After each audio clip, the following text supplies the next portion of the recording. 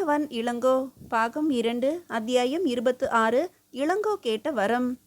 சரக்கொன்றை மரத்தடியில் இளங்கோ தன் கரங்களை மடித்து தலைக்கு வைத்து கொண்டு படுத்து கிடந்தான். அவன் மனம் அப்போது சஞ்சலத்தில் ஆழ்ந்திருந்தது. மனநிலை மட்டும் வேறு விதமாக இருந்திருந்தால் ஐம்புலன்களையும் கவரக்கூடிய அழகான சூழ்நிலைதான் அது. மகிந்தரின் மாளிகைக்கு பின்புறம் தோட்டத்தில் தொலை தூரத்து மூலை அது. வழக்கமாக யாரும் அங்கு அடிக்கடி நடமாடுவது இல்லை. அரண்மனைக்குள் 1000 பேர்கள் இருந்தாலும் அங்கு மாத்திரம் ஆரண்யத்தின் அமைதியை காணலாம், தனிமையின் சுகத்தை பெறலாம். கொடும்பாளூரில் இருக்கும்போது அவன் இனி ரோஹிணியும் தானும் தனித்து பேச வேண்டும் என்றால் அங்கேதான் போய்விட வேண்டும் என்று முடிவு கட்டியிருந்தான். ஊரிலிருந்து திரும்பியவுடன் இப்படி ஒரு நிகழ்ச்சி ஏற்படாது இருந்தால் கட்டாயம் அவன் அவளை அங்கு அழைத்து கொண்டு வந்திருப்பான். ஆனால் அந்த பாக்கியம் அவனுக்கு கிடைக்கவில்லை. ஒரு நாளைக்கு முன்பு கூட அவனிடம் நெக்குருகி பாகாக கரைந்தவள் திடீரென்று இரும்பாக மாறிவிட்டாள். குழைந்து குழைந்து அவனிடம் குழந்தையைப் போல கொஞ்சியவள் குரோதம் கொண்டு விட்டாள். முகத்துக்கு எதிரில் கதவை அடைத்து மூடிவிட்டாளே. தன் மனக்கதவையும் அப்படியே மூடிக்கொண்டு விட்டாளா? காலை பொழுது வரையில், ஏன் பிற்பகல் வரையில் கூட அவளை காதலிப்பதில் இன்பம் இருந்தது. இப்போது துன்பம் தொடங்கிவிட்டதே. காதல் என்பது இருளில் தோன்றும் மின்னல்தானா? கனப்பொழுது மனிதனை எங்கேயோ தூக்கி கொண்டு போய்விட்டு பிறகு அங்கிருந்தவாறே உருட்டிவிடும் துரோக சக்தியா அது? அழகான தோரண மாலைகளைப் போல கொத்து கொத்தாக பூத்து சொரிந்து கொண்டு நின்றது அவன் தலைக்கு மேலிருந்த சரக்கொன்றை மரம்.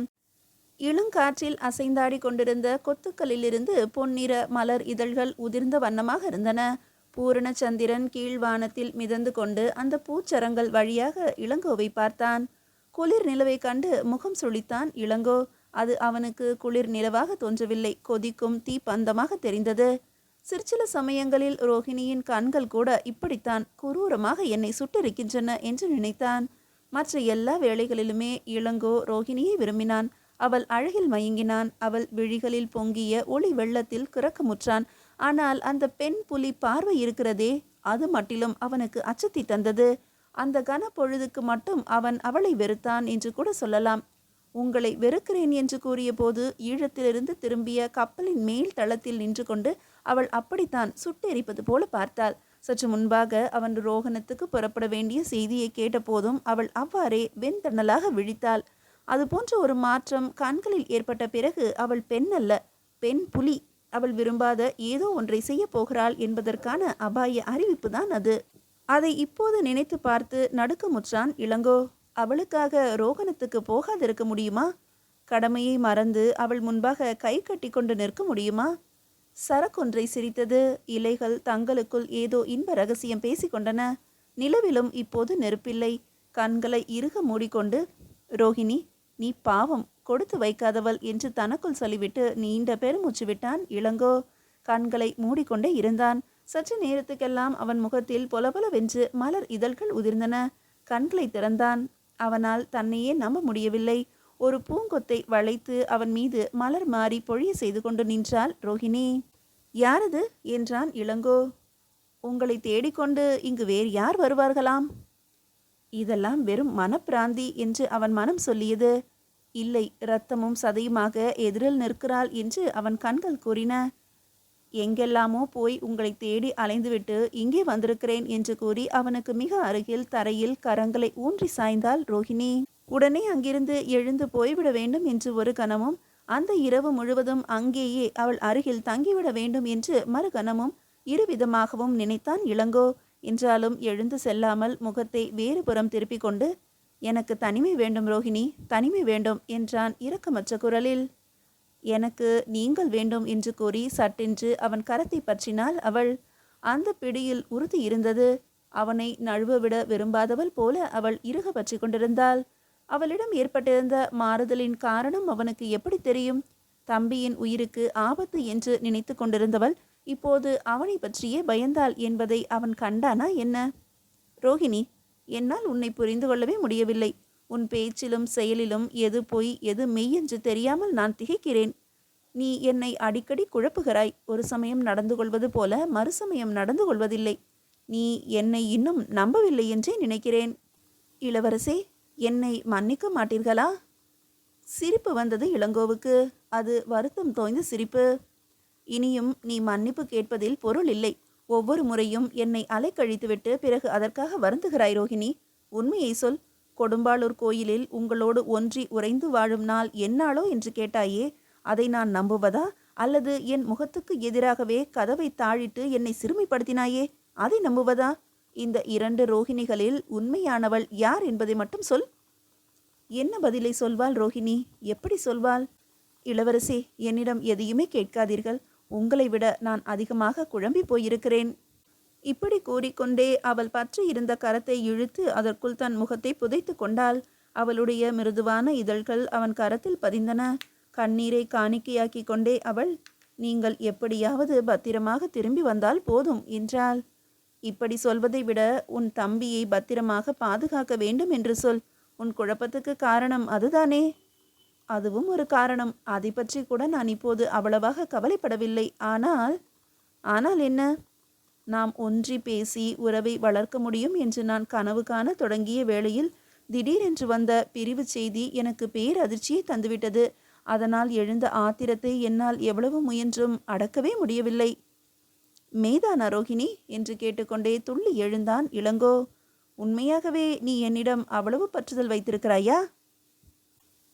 ரோஹிணி தன் துயரத்தை மறந்து சிரித்தாள். வானத்து குளிர் நிலவு அப்போது அவள் முகத்தில் பாலாக வழிந்தது. அவளுடைய கண்களில் இருந்தும் அதே நிலவு கதிர்கள் மின்னி சிதறுவதை கண்டான் இளங்கோ. ரோஹிணி, உன்னிடம் ஒரு வரம் கேட்கிறேன், தருகிறாயா? துணுக்குற்றாள் ரோஹிணி. எதை கேட்கப் போகிறானோ என்ற அச்சம், அத்துடன் அவனது குழைவை கண்டு ஆனந்தமும் அடைந்தாள். வரம் என்ற சொல் பயபக்திக்கு உரிய சொல்லல்லவா? வரம் வேண்டாம், ஆணையிடுங்கள். உன் கண்களில் கனிவு ததும்பும் போது நான் பாகாக உருகி விடுகிறேன். உன் கண்கள் சிரிக்கும் போது நான் சிங்கத்தின் வலிமையை பெற்று விடுகிறேன்.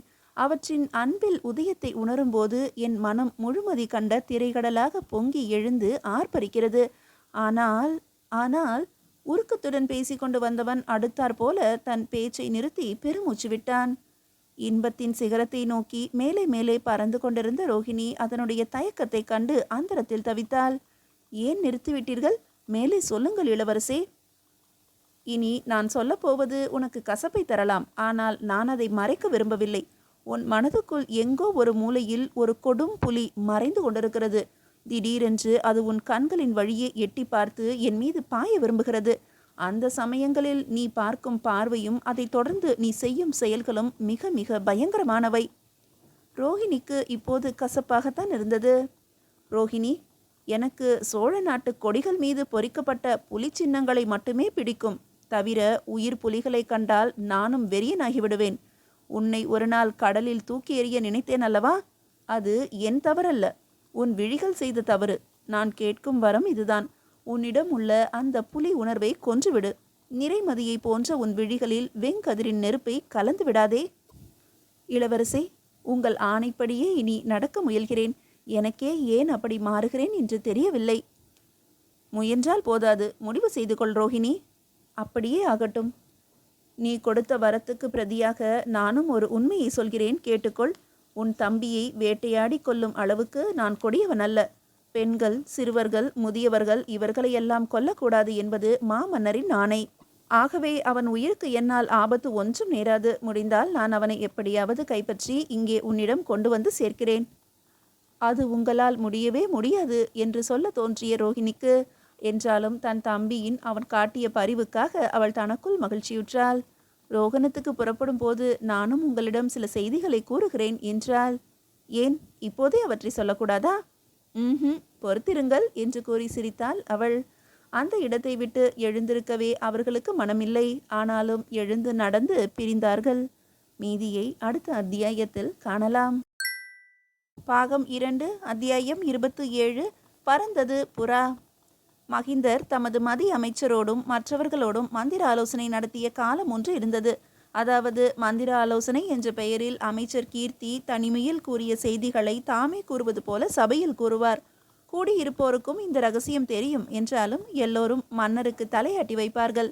மதி அமைச்சர் நினைத்த காரியம் மன்னரின் வாயிலாக நிறைவேறிவிடும். இதெல்லாம் பழங்கதை. இப்போது மகிந்தர் தாமாகவே மந்திர ஆலோசனை செய்ய வேண்டிய கட்டம் வந்துவிட்டது. ஆள்வதற்கு நாடில்லை, ஆலோசனைக்கு மண்டபம் இல்லை, கூறுவதற்கு மதி அமைச்சரும் மற்றவர்களும் இல்லை. எனினும் அமைச்சர் கீர்த்தியின் தொடர்பு அவருக்கு அந்த காளாமுகன் வாயிலாக கிடைத்ததிலிருந்து அவருடைய சொந்த மதியும் சுறுசுறுப்பாக வேலை செய்ய தொடங்கிவிட்டது. மாளிகையின் மேல் மாட கூடமே அவருடைய மந்திர ஆலோசனை சபை. பணியாள் கந்துலனே அவருடைய மதி அமைச்சர். குடும்பமே அவரது குடிப்படை. குடும்பத்தில் ஒருத்தியான ரோஹிணியிடம் மட்டிலும் அவருக்கு ஒரு உறுதியான எண்ணம் ஏற்படவில்லை. சிற்சில சமயங்களில் அவர் அவளை அளவுக்கு அதிகமாக நம்பினார். வேறு சில சமயங்களிலோ அவளை கண்டு பயந்தார். அவளை நம்பவும் முடியவில்லை, நம்பாமல் இருக்கவும் முடியவில்லை. ஆனால் ரோஹிணி இளங்கோவை தேடிக்கொண்டு வெளியே போன சமயத்தில் அவர் கந்துலனை அழைத்து கொண்டு மேல் மாடத்துக்கு சென்றார். அவள் இளங்கோவை தேடிச் சென்றாள் என்ற விஷயம் அவருக்கு தெரியாது. தெரிந்திருந்தால் ஒருவேளை கந்துலனை அவள் பின்னாலேயே அனுப்பியிருந்தாலும் அனுப்பியிருப்பார். மேல் மாடத்தில் கந்துலன் மகிந்தரின் காலடியில் தரையில் உட்கார்ந்திருந்தான். அவருக்கு புதிதாக தெரிந்த சில செய்திகளை அவனிடம் சொல்லத் தொடங்கினார் மகிந்தர். அவருடைய குரல் அவர் காதுகளுக்கே எட்டாத அளவுக்கு அவ்வளவு மெல்லியதாக இருந்தது. கந்துலா, அமைச்சர் கீர்த்தியை நீ ஒரு அதிசய மனிதர் என்று நம்புகிறாயா? பிரபு, அதில் என்ன சந்தேகம்? அவர் ஒரே சமயத்தில் 9 இடங்களில் தோன்றக்கூடியவராயிற்றே. காற்றை போல அவர் எங்கும் நிறைந்து எல்லாம் செய்யக்கூடியவராயிற்றே. நீங்கள் அவரை நேரில் சந்தித்தீர்களா பிரபு? காற்றை போல கண்ணுக்கு தெரியாமல் உலவுகிறவரை நான் எப்படி நேரில் சந்திக்க முடியும்? அவர் எங்கே இருந்தாலும் நமக்கு நல்லதைத்தான் செய்து கொண்டிருக்கிறார் கந்துலா. நம்மை இவர்கள் இங்கே அழைத்து கொண்டு வந்த பிறகு அவர் அங்கே சும்மா இருந்து விடவில்லை. நமக்கு பின்னாலேயே சில ஆட்களுடன் சோழ நாட்டுக்கு வந்திருக்கிறார். சோழ நாட்டுக்கு என்ன, தஞ்சை தலைநகருக்கே வந்திருக்கிறார். என்ன? ஆமாம், ஆங்காங்கே நம்பிக்கையான ஒற்றர்களை வைத்திருக்கிறார். ஆனால் அப்படி இருந்தும் கூட நம்மோடு அவரால் தொடர்பு கொள்ள முடியவில்லை. எப்படி அரசே முடியும்? இந்த சோழ நாட்டு கிராதகர்கள்தான் நம்மிடம் அன்பு செலுத்தியே நம்மை கொல்லுகிறார்களே. அவர்கள் கையில் விழுந்துவிட்ட பிறகு அதிலிருந்து தப்ப முடியாது போல் இருக்கிறதே. முடியும் கந்துலா, முடியும். அவர்களுடைய ஒற்றர்கள் இப்போது மேலை சாளுக்கிய நாட்டு ஒற்றர்களை தேடிக்கொண்டிருக்கிறார்கள். அதனால் நம்மை ஒரு பொருட்டாக இனி அவர்கள் நினைக்க மாட்டார்கள். இப்போது அமைச்சர் எங்கே இருக்கிறார் பிரபு? எங்கிருக்கிறாரோ தெரியாது. ஆனால் நகருக்குள் அவருடைய ஆட்களில் ஒருவனை சந்திக்க முடியும். நான் சொல்வதை கவனமாக கேள். உன்னுடைய மகள் கிளி வளர்க்க வேண்டும் என்று ஆசைப்படுகிறாள். நாளைக்கு நகர சந்தை கூடும் அல்லவா? அந்த சந்தைக்கு போய் காட்டு பறவை விற்கும் வேடனை சந்தித்து ஒரு கிளியை வாங்கி கொண்டு வருகிறாயா? அரண்மனை தோட்டத்துக்குள் 1000 கிளிகள் பறக்கின்றனவே பிரபு. அவைகள் போடுகின்ற கூச்சலை கேட்டாலே எனக்கு ஆத்திரமாக வருகிறது. அவைகளில் ஒன்றை பிடித்து வைத்து கொள்ளக்கூடாதா? மேலும் எப்போது என் மகள் தங்களிடம் வந்து கிளி வேண்டுமென்று கேட்டாள்? என்னிடம் அவள் ஏதும் கேட்கவில்லையே. முட்டாள் முட்டாள், அரண்மனை கிளியை பிடித்தால் அது அபச்சாரம். இப்படி கூறிவிட்டு ஒரு மதிமந்திரி தனக்கு கிடைத்ததற்காக அனுதாபப்பட்டு கொண்டு அவனிடம் விஷயங்களை விளக்கினார். அவன் செவிகளுக்குள் புகுந்த செய்தி அவன் தலையையே சுற்ற வைத்தது. அதன்படி நடப்பதற்கு அவனுக்கு ஆசையாகவும் இருந்தது, பயமாகவும் இருந்தது. யாரும் உன்னை கேட்க மாட்டார்கள். கேட்டால் கிளி வாங்க போவதாக சொல்லிவை. உன் உயிர் பறிபோனாலும் நான் கொடுக்கின்ற ஓலை மட்டிலும் வழியில் பறிபோய்விடக்கூடாது, தெரிந்ததா? சித்தம் அரசே என்று கலங்கியவாறே கூறினான் கந்துலன். மறுநாள் கந்துலன் அரண்மனை கோட்டையை விட்டு வெளியே சென்றபோது அவனை யாரும் ஏன் என்று கேட்கவில்லை. முன்பே பல முறை வெளியில் சென்று பழக்கப்பட்டவன் அவன்.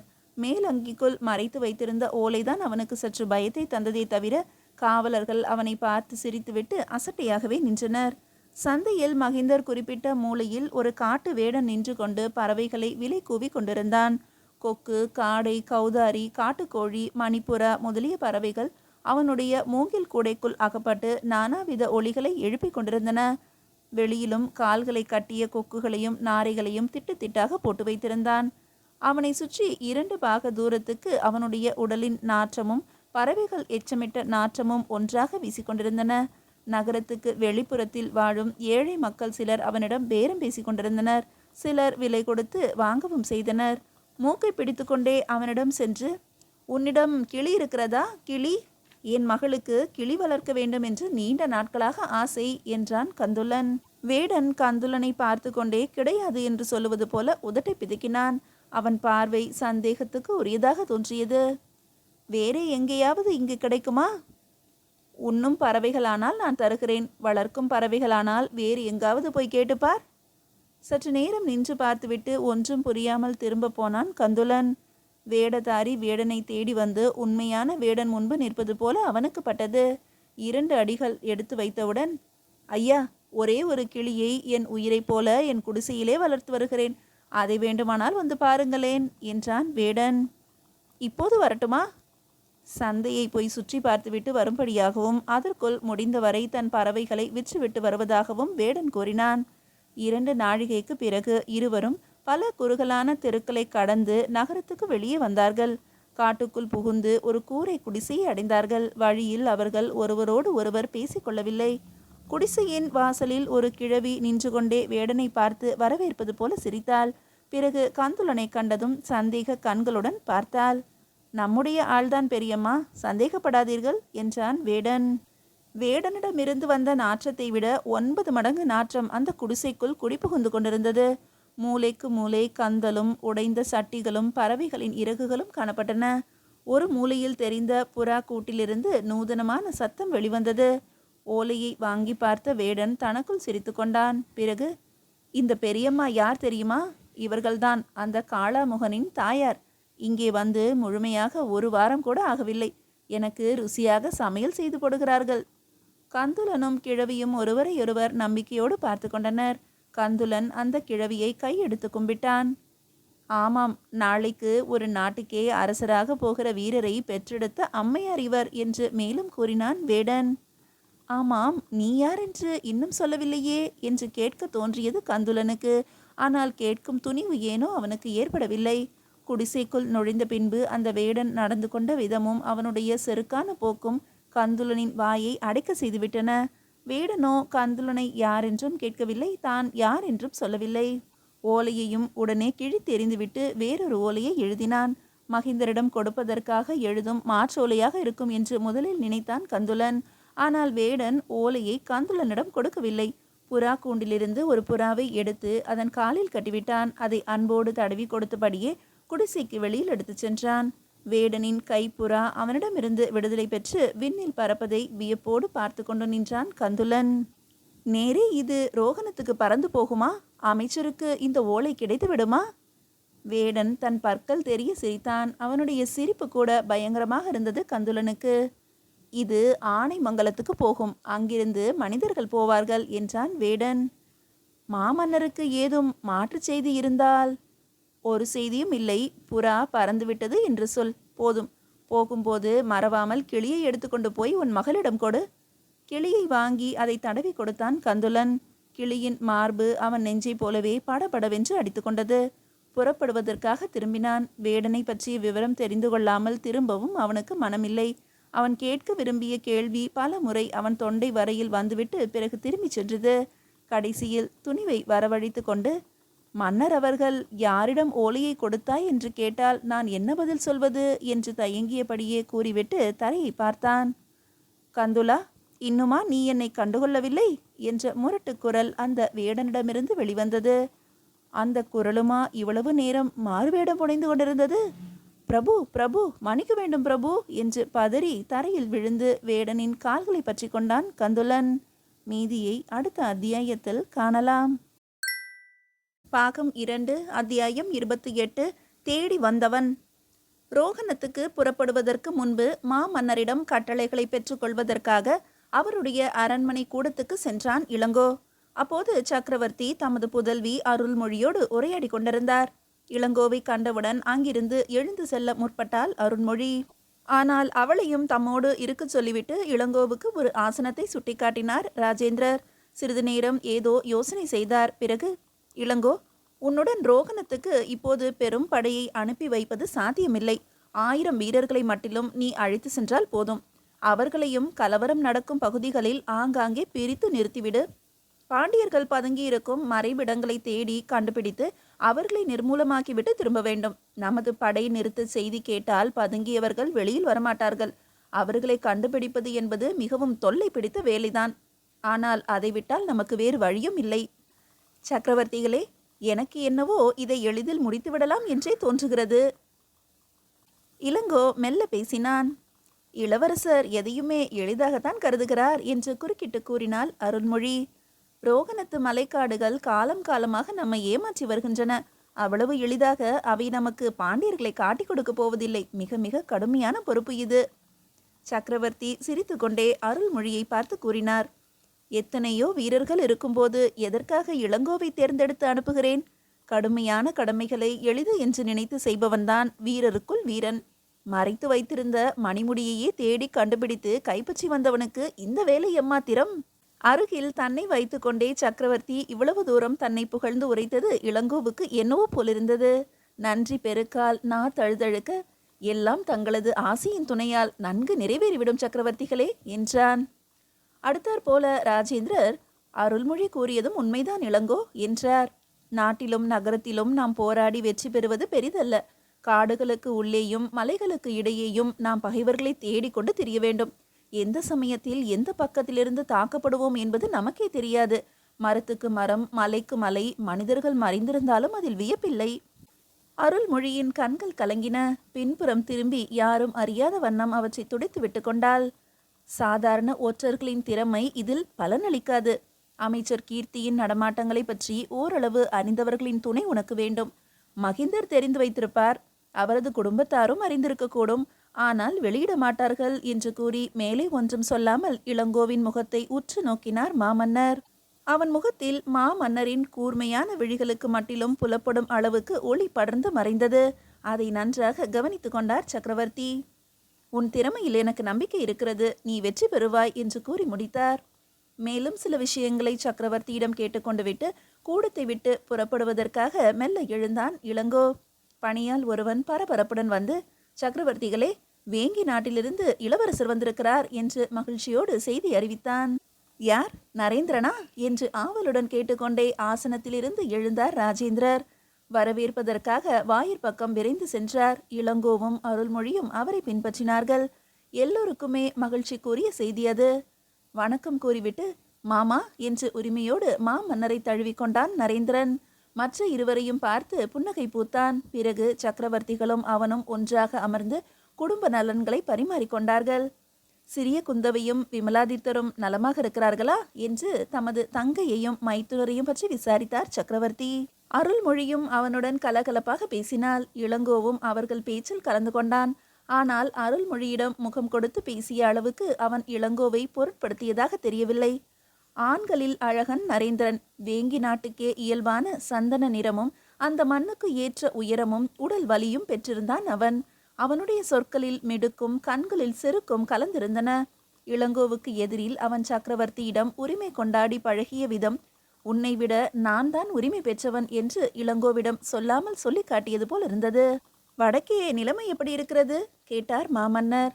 காஞ்சியிலிருந்து உத்தரவை எதிர்பார்த்து கொண்டிருக்கிறோம். வேங்கி நாட்டிலுள்ள கடைசி வீரன் வரையில் எல்லோரும் சோழ சாம்ராஜ்யத்துக்காக உயிர் துறக்க சித்தமாக இருக்கிறார்கள் என்று பெருமையோடு கூறினான் நரேந்திரன்.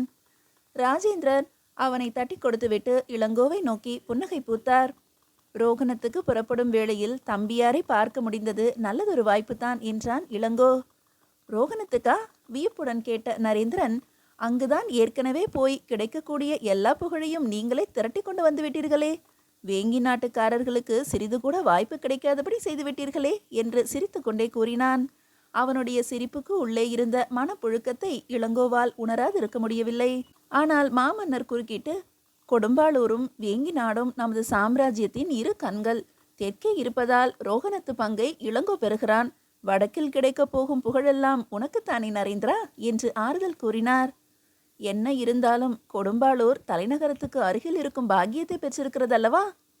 அப்படியென்றால் தம்பியாரும் என்னோடு ரோகணத்துக்கு வரட்டுமே என்று அனுமதி கேட்பது போல மன்னரை பார்த்தான் இளங்கோ. இல்லை இல்லை, நீங்களே சென்று வாருங்கள். வெகு நாட்களுக்கு பிறகு இப்போதுதான் தஞ்சைக்கு வந்திருக்கிறேன். கிடைக்கும் விருந்துகளை விட்டுவிட எனக்கு விருப்பம் இல்லை என்று கூறி சிரித்தான் நரேந்திரன். சிரிப்போடு சிரிப்பாக அவன் விழிகள் அருள்மொழியை நாடின. இளங்கோவுக்கு திடீரென்று ரோகிணியின் நினைவு வந்துவிட்டது. ரோகணத்துக்கு புறப்படுவதற்குள் கிடைக்கும் சொற்ப பொழுதில் ஒரு துளியையாவது அவளுடன் கழிக்கலாம் அல்லவா? சட்டென்று எழுந்து நரேந்திரன் முதலானவர்களிடம் சொல்லிக்கொண்டு வெளியில் வந்தான். அவன் புறப்பட்ட சில வினாடிகளில் அருள்மொழியும் அங்கிருந்து கிளம்பிவிட்டாள். உங்களையெல்லாம் பார்க்க நான் வந்திருக்கும் போது நீங்கள் எங்கே போகிறீர்கள் இளவரசி என்று கேட்டான் நரேந்திரன். தந்தையாரிடம் பேசி கொண்டிருங்கள், இதோ நான் வந்து விடுகிறேன் என்று சொல்லிவிட்டு துரிதமாக நடந்து இளங்கோவின் பின்னால் வந்தாள் அருள்மொழி. இவற்றையெல்லாம் கண்டும் காணாதவர் போல கவனித்தும் கவனியாதவர் போல நடந்து கொண்டார் ராஜேந்திரர். பரம்பரை உறவினர்களான வேளிர்களின் பயபக்தியும் வீரமும் தன் நடக்கமும் அவருக்கு தெரிந்துதான் இருந்தன. அதே போல புதிய உறவினர்களான வேங்கி நாட்டாரின் கலகலப்பையும் வீரத்தையும் வெகுளித்தன்மையையும் அவர் அறிந்திருந்தார். என்ன செய்வது? மாபெரும் சாம்ராஜ்யத்தை கட்டியாள வேண்டும் என்றால் பலவித சக்திகளையும் ஒன்று திரட்டி தீர வேண்டியிருக்கிறதே. வெளி தாழ்வாரத்தில் ஏதோ யோசனையோடு மெதுவாக நடந்து சென்று கொண்டிருந்தான் இளங்கோ. நரேந்திரன் சின்னஞ்சிறு குழந்தையாக இருந்தபோது தஞ்சை அரண்மனையில் செல்லமாக வளர்ந்தவன். அந்த செல்லத்தையும் அதனால் பெற்ற உரிமையையும் அவன் இன்னும் மறக்க இயலவில்லை. அதற்காக கொடும்பாளூர்காரர்களை குத்தி காட்ட வேண்டும் என்பதில்லையே. ஈழத்துக்கு போய் மணிமுடியை எடுத்துக்கொண்டு வந்தது கூட அவனுடைய கண்களுக்கு குற்றமாகவா பட வேண்டும்? வெகு நாட்களுக்கு பிறகு ஏற்பட்ட முதல் சந்திப்பின் போது அவன் இப்படி பேசி இருக்க வேண்டாம். இளவரசே என்ற குரல் குழலோசை போல அவனுக்கு பின்னால் ஒலித்தது. திரும்பி பார்த்தான் இளங்கோ. ஓட்டமும் நடையுமாக அவனை நெருங்கி கொண்டிருந்தாள் அருள்மொழி. நங்கையாரே, என்ன இது? புதிய விருந்தினரை உபசரிக்க வேண்டிய வேளையில் நீங்கள் இங்கே வந்தால் தம்பியார் ஏதும் நினைக்க மாட்டாரா? வேங்கி இளவரசர் விருந்துக்கு வந்திருப்பவர். இன்னும் சில தினங்கள் இங்கேயே தங்க போகிறவர். ஆனால் நீங்கள்... அருள்மொழியின் குரல் தழுதழுத்தது. அவனை ஏறிட்டு பார்க்காமல் தன் காலின் பெரு விரலையே கண் கொட்டாமல் பார்த்து கொண்டு நின்றாள். நான் மட்டும் என்ன, ரோகணத்துக்கு போனால் திரும்பி வராமல் இருந்துவிடப் போகிறேனா? இளங்கோ லேசாக சிரித்தான். முன்பொரு நாள் கொடும்பாளூர் தோட்டத்தில் நான் சொல்லியதை எப்போதும் மறந்து விடாதீர்கள் இளவரசே. ரோகணத்துக்குள் எங்கு போனாலும் தனியே போக வேண்டாம். சில வீரர்களையாவது துணைக்கு வைத்துக் கொள்ளுங்கள். இளவரசியார் இவ்வளவு தூரம் கலக்கமுறுவதை நான் இப்போதுதான் முதன்முறையாக பார்க்கிறேன் என்றான் இளங்கோ. நரேந்திரனுடைய செருக்கான சொற்களால் சிறிது புண்பட்டிருந்த அவன் மனதுக்கு அருள்மொழியின் அன்பு மருந்தாக இருந்தது. நான் கலங்கவில்லை, வெற்றியுடன் திரும்பி வாருங்கள் என்று அவனை பார்த்து கண்ணீர் பொங்க சிரித்தாள் அருள்மொழி. அந்த ஒரு சிரிப்பு அவனுக்கு 1000 மலைகளை தகர்த்து எறியக்கூடிய உள்ள வலிமையை கொடுத்தது. வருகிறேன் என்று சொல்லிவிட்டு ஓட்டமும் நடையுமாக விரைந்து சென்றான் இளங்கோ. அவன் மகிந்தரின் மாளிகைக்கு செல்வது அருள்மொழிக்கு தெரியாது. அவனுடைய உருவம் அரண்மனையின் நீண்ட தாழ்வாரத்தில் இருந்து மறையும் வரை அவனையே பார்த்து கொண்டிருந்து விட்டு பிறகு அவள் தன் கண்களை துடைத்து கொண்டாள். இளவரசியாரே என்று பின்புறமிருந்து வந்த பரிகாச குரல் அவளை என்னவோ செய்தது. திடுக்கிட்டு திரும்பிய போது அவள் அறியாமல் அவள் அருகில் வந்து நின்று கொண்டிருந்த நரேந்திரன் அவள் முகத்தையும் தாழ்வாரத்தின் விளிம்பையும் மாறி மாறி பார்த்தான். பிறகு ஏதும் அறியாதவன் போல, விரைவில் வருவதாக கூறினீர்களே, காணோமே என்று தேடிக்கொண்டு வந்தேன் என்றான். மீதியை அடுத்த அத்தியாயத்தில் காணலாம்.